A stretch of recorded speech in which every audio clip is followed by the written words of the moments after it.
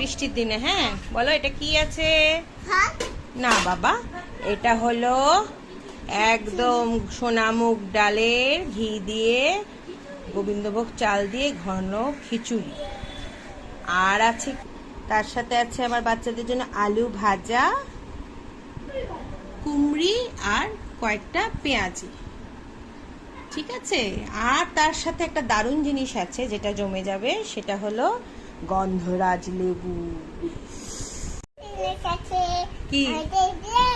হ্যাঁ, তো প্লেট তো লাগবেই খেতে বসলে, প্লেটেই তো দেবো। তো তোমাকে কি একটু দেবো?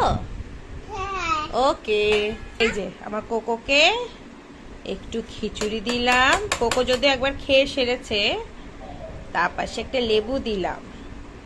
আলু ভাজা, আলু ভাজা তো দেবই। এই যে